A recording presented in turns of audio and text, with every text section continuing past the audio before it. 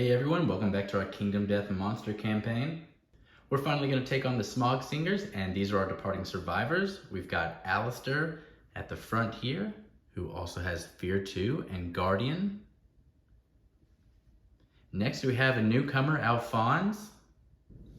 Next we have Urza with both Tenacity and Strength Training. She also has Hunger 2 and the Crimson Armor set, which means when you depart, gain plus monster level insanity, and once per showdown, you can spend an action to add armor points equal to your bleeding tokens to all hit locations. And we already start each showdown with 2 bleeding tokens. Then finally, we also have a newcomer, Kesha, as the scout with the bone darts. Okay, for the hunt phase, let's start out by sending our scout, Kesha.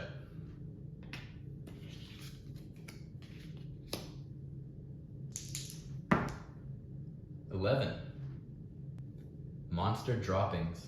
The survivors find some monster droppings like those of their quarry. The event revealer chooses to either investigate or consume the droppings. I think Kesha's pretty sane, so we're going to investigate instead of consume. So Kesha will gain 1 understanding.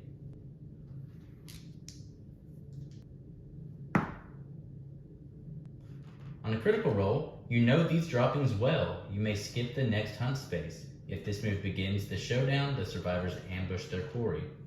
So we won't get the ambush off, but we'll go ahead and send Urza onto that 3rd hunt space.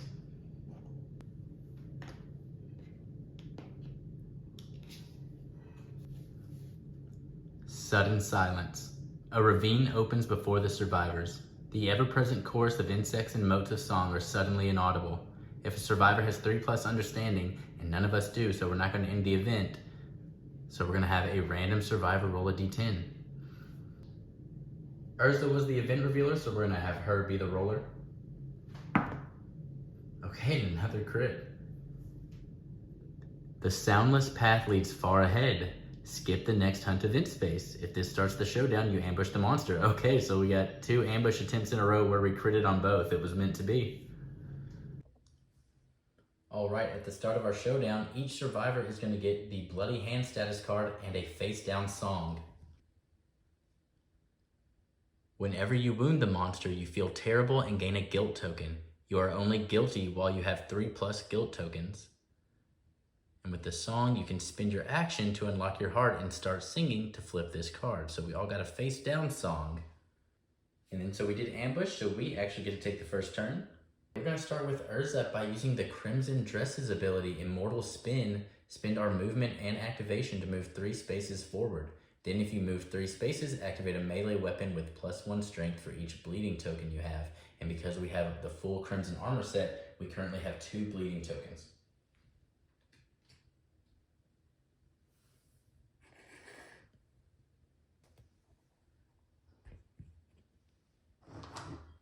So we're going to hit on 6 or higher.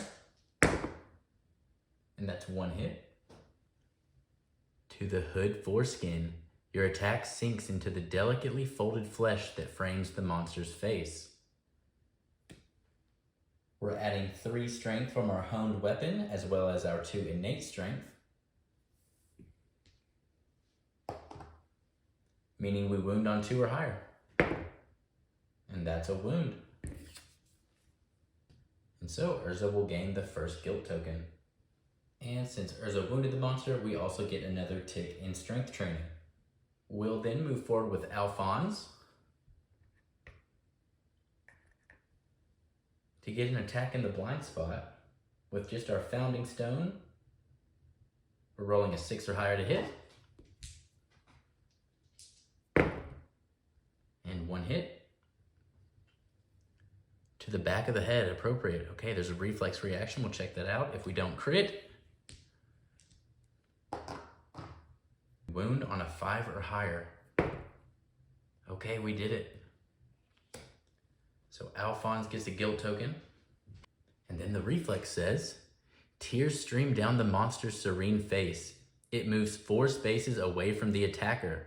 If the attacker is insane, Alphonse is not, they cannot help but laugh. All non-death survivors gain a guilt token. So we get to thankfully avoid that. If still standing, The attacker may pursue the monster. If they do, their aggression is shocking. A survivor with the least guilt tokens gains one. So pursue says that you gain a movement activation, which must be spent immediately to move towards the monster. If you are now adjacent, draw another hit location. Okay. So to move it 4 spaces away, go 1, 2, 3, 4. And you know, I think we will go ahead and pursue. Let's check this mechanic out. Back to the blind spot, and we'll get another hit location. To the downy cheek. Okay, it's a reflex and we need another 5 or higher. Okay, perfect. We're at least getting wounds off these reflexes. So, okay, the same thing with the startled shriek. The monster moves 4 spaces away from the attacker. Then I can still pursue.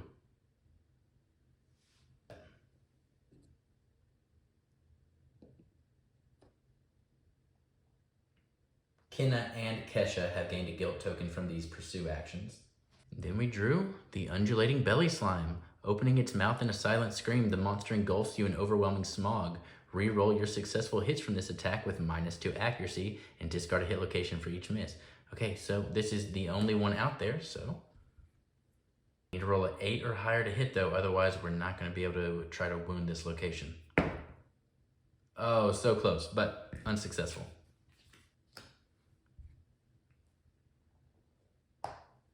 That will finally be it for Alphonse. I think we want to start with our scout and go ahead and move them behind the ore vein there. And for now, we'll just go ahead and scavenge. Okay, on a nat 10, we do gain an iron.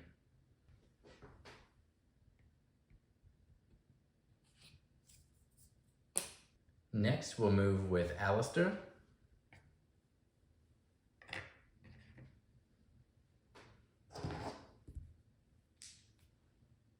And we'll hit on a 5 or higher.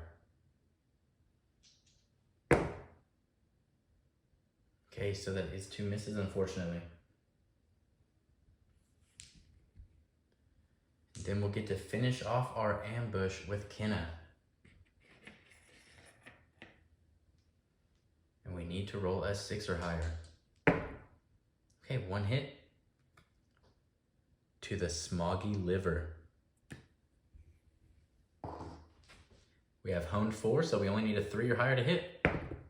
And we got it, which gives Kenna their 2nd guilt token. Then full move the monster towards the attacker. If adjacent, colorful smog pours into your mouth. A rush of emotions leaves you blushing. Gain +1 insanity as you begin to sing. Flip your song card face up. Okay, so Kenna's gonna reveal their song. And they have a Song of Speed. When this is turned face up, remove all your guilt tokens. Okay, great. Your body moves before you can think. You must spend your movement before your action and move as many spaces as possible without passing over the same space twice. Okay, honestly, not too bad. I think we're fine with that, pretty good. And now the Smog Singers will get their first activation. Okay, first card, Grand Jeté. Okay, so this is a harmony card. And so we can refer to their performing artist trait, which tells you when a harmony card is drawn, each monster performs it 1 at a time. The monster controller chooses the order. All right. So Alistair is starting out as the monster controller if he does get targeted by one of these. And they are going to be attacking the furthest threat in range. And then once they've selected their targets, the monster leaps into the air, gracefully extending its limbs. Place the monster in the closest unoccupied spaces on the opposite side of the target. The target suffers 1 brain damage from beholding the joyful prance. So, for both of these, Alphonse is going to be the target. So we'll have this one leap over here, and then leap over here. And that's going to be 2 separate instances of brain damage for Alphonse. And that means Alphonse has to roll on the brain trauma chart. On a 6, Danger Seizure. You thrash about wildly, dealing 1 damage to yourself and every adjacent survivor. Gain a random disorder and D5 Insanity. So first, we're going to take 1 damage to the hand. We'll gain 5 Insanity. And then Alphonse gains Apathetic for the disorder, so we cannot use or gain Survival or gain Courage. We can cure it once we have 8 or more Understanding though, so there's at least a way to get rid of it. And then lastly, this one will jump behind Kesha, and then Kesha will take their injury. All right, I think we'll start with Alphonse to get off in the blind spot here. And to also get closer to the survivors, more centralized. I don't really like that we're spread out this much. And we need a 6 or higher to hit. 2 hits. 2, the soft back breast and undulating tail slime. So we do have to start with the tail slime.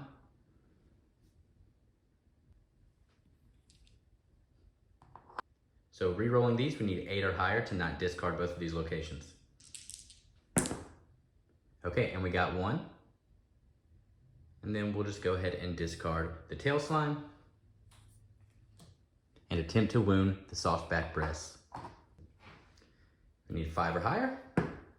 Okay, we just got it. Next, let's worry about Kesha and get them out of the way. And then we'll have them make a bone dart attack.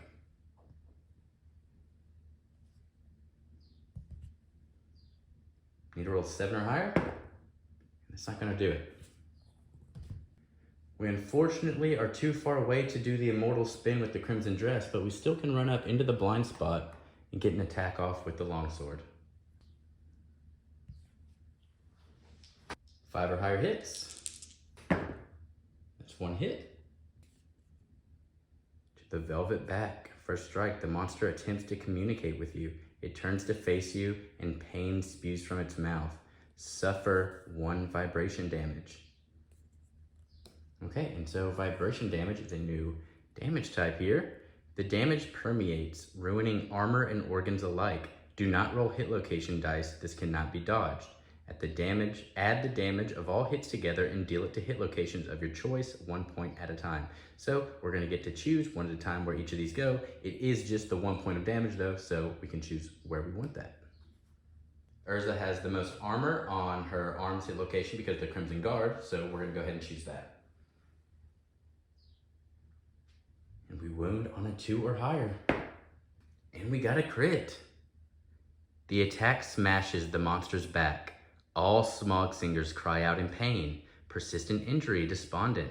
When the monster puts a mood into play, roll a d10, and on a crit, it suffers a wound. Okay. And we're also going to get another observation for our strength training. Now, I don't want our scout all alone with the one in the top left here, so I'm going to have Alistair come in and close ranks.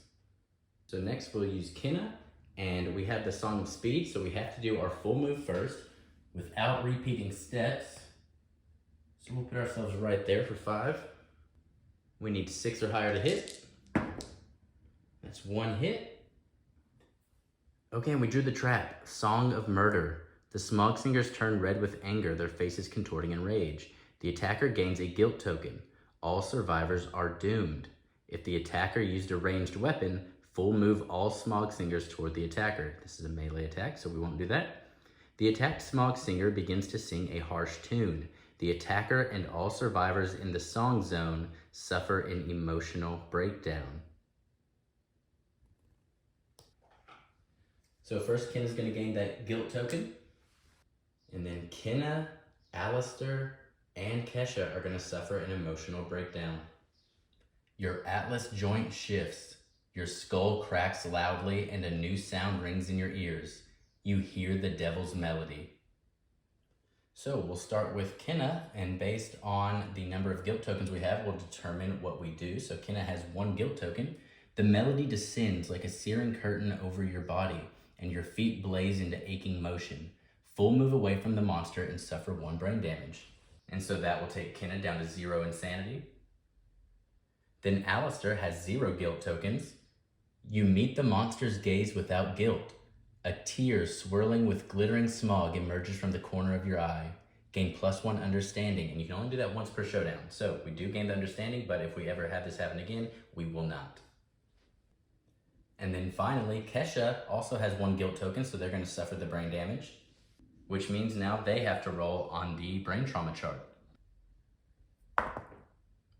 Okay, and a natural 10, Frenzy. They gain D5 Insanity, a speed token, and a strength token.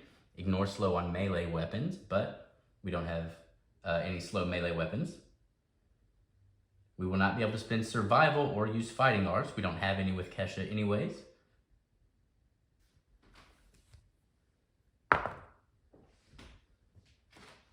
All right, 3 Insanity. All right, back to the board, and it's the Smog Singers' turn. And now we got the Smell of Trust. Pick our target, the closest threat, and then we're going to Intimidate. The Smog Singer full moves towards the target and throws itself onto its back, knocking itself down and exposing a strong scented patch of fur on the otherwise smooth underside. The smell makes you certain that you must kill this monster.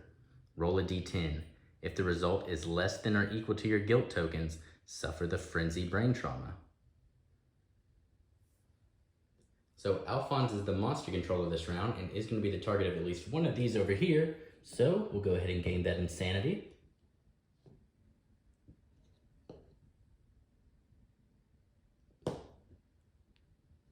And then we will also have Urza be a target for that one. Then we'll have this one choose Alistair.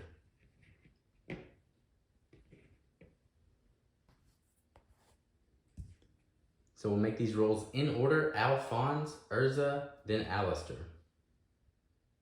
We're not going to roll for Alistair because he has 0 guilt tokens, and so we cannot roll lower than that.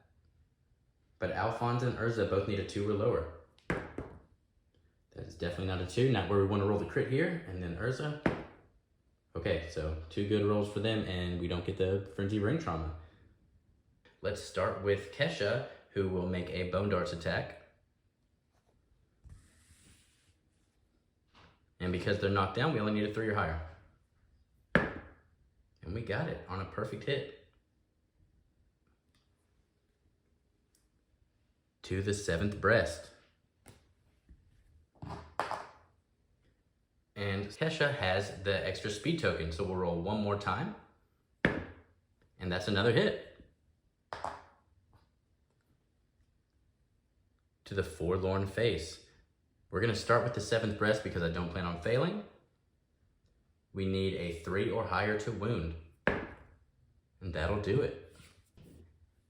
And then same for the Forlorn Face. And we got it. And with a wound, the monster shamefully hides the ugly hatred on its face. Reveal the top 5 hit location cards. Discard any that are not the trap. Then shuffle the remaining hit location deck without the discard pile. Okay, 5 locations, not the trap. All right, that's gonna earn Kesha 2 more guilt tokens, making her our first guilty survivor. We're then gonna go ahead and make an attack with Urza so we can get more strength training observations. 3s or higher to hit, 2 hits. To the Steel Gas Belly and the Loving Eye. So we're gonna start with the Loving Eye. And a 2 or higher to wound. That'll do it, a lot of 5s. And then we're gonna attempt the Steel Gas Belly, the Impervious Super Dense location. We need a crit to do anything here. And that is definitely not gonna be a crit. On the Reflex. Air whistles as the monster inhales. Its gut expands rapidly with pressurized air, making it nigh invulnerable. If adjacent, you suffer bash and, oh, excuse me, we are knocked down, so we actually cancel reactions, and that's not going to happen anyway, so perfect. Next up, we're going to send Kenna with our full move right here to make an attack.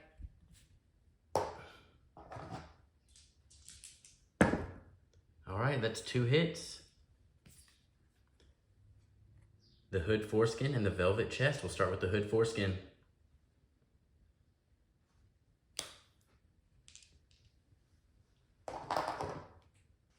2 or higher will wound. There we go. And a 2 still wounds the velvet chest. All right, let's go ahead and use Alistair to finish this. If we get 2 hits, then we're very likely to end this right here. Okay, only 1 hit right there. To the Smoggy Liver. And that is going to be a wound. Okay, and then we still have Alphonse.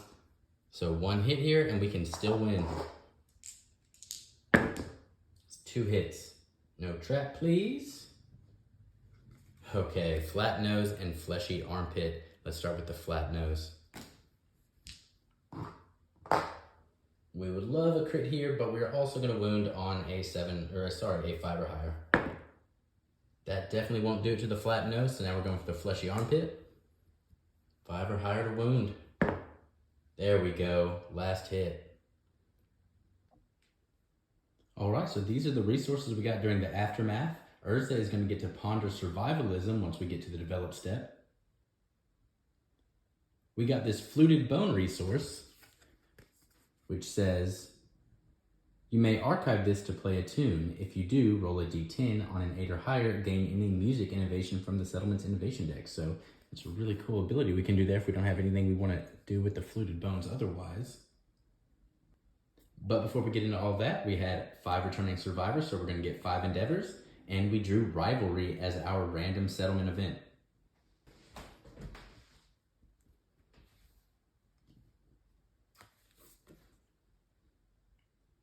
Select 2 random returning survivors. They begin to argue and their screams rouse the settlement. So our random survivors that got selected were Alistair and Alphonse.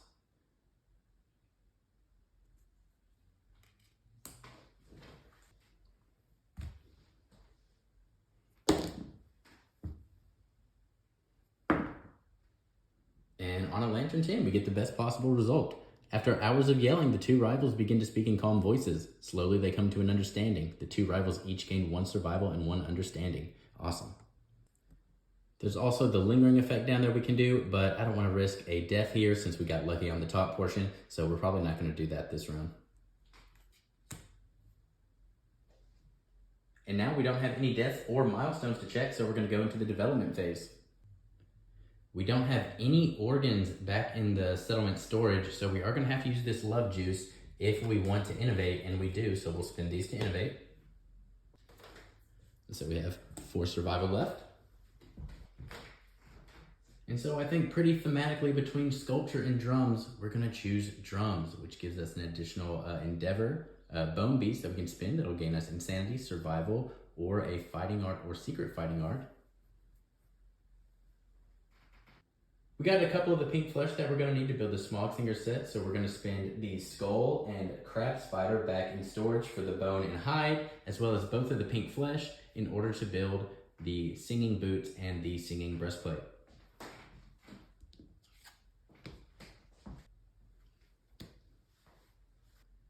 We're going to be saving our perfect hide. And then using the fluted bones, let's go ahead and craft 1 of the spinning swords. So a 2-7-3 paired, but you gain +2 evasion against range attacks for each of these that you have. And so if we get another fluted bone and a bone, we can make the other one and make this a 4-7-3 stat line. And then we're going to go ahead and save the iron as well. We'll spend another endeavor to do Hollow Stone Gathering. Okay, I know I said I was going to save that perfect hide, but getting that stone resource made me remember to look at the outskirts, and we can get vermin belly boots for our perfect hide and hissing cockroach back at camp. So let's go ahead and get that for our scout. It's going to give them +1 movement, so they'll be able to move 4 now instead of 3, and then they won't be targeted as long as the monster has another eligible target. So that's going to be great for the scout. Okay, for our last 3 endeavor, we're really going to put the drums to work here. We're going to give both Alistair and Urza the Synchronized Strike Secret Fighting Art. With flawless coordination, you strike as 1. When you're adjacent to a monster, attack with a melee weapon and have an attack assist. Your attack gains +1 accuracy and +1 strength. You can do this once per round. The attack assist, a survivor who also has synchronized strike and is in the right spot. They are standing adjacent to the monster on its opposite side and parallel to you. So we'll be sending out Alistair and Urza on teams together here since the beginning. They've both been working together, learning how each other fights, and now they've got a synchronized move together. And then Kenna, who has no insanity, we're going to spend that last endeavor to give them 2 insanity. They drum alone. And now we'll have Urza ponder survivalism. Trust fear. Survivors and their tools are feeble. No one and nothing can protect you, so you give in to fear. It electrifies your exhausted body. Gain +1 Lumi and roll a d10.